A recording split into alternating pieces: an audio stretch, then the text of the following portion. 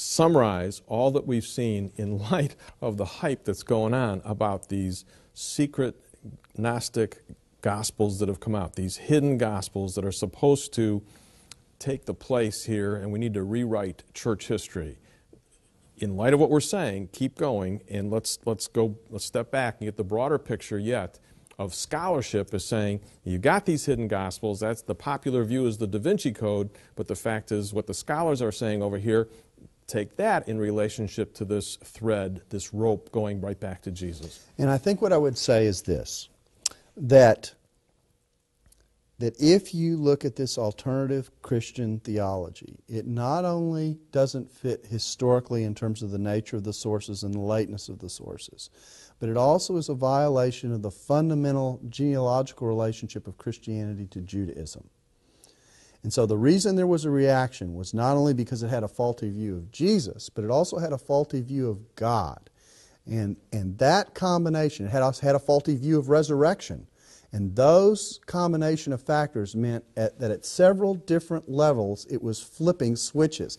The innovation is the resurrection, a physical resurrection of Jesus in the midst of history rather than at the end, which is where Judaism had it. What caused that innovation? What caused that innovation, traditional Christianity says, is the resurrection itself. Now, what is the resurrection theologically, and what does it mean to this discussion? Well, it means everything. Because the resurrection is the vindication of God about Jesus and His claims. It is God's vote in this matter. And when it comes to theology, only one vote counts, and that's the vote of God.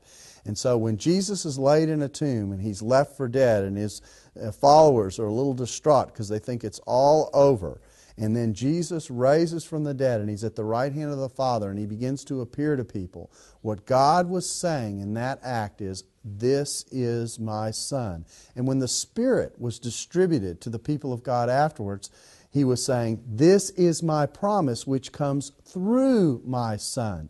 And the distribution of the Spirit shows that forgiveness of sins is on offer and that God is at work within the lives of people. And that, my friends, is good news. Yeah, that doesn't mean we understand it all clearly, right. But the fact is you're face to face with this guy that did rise from the dead and claimed to be God's Son.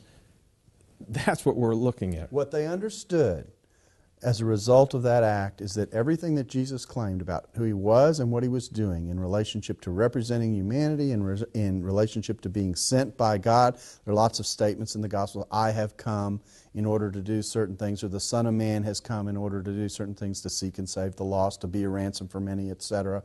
All those statements become truth claims.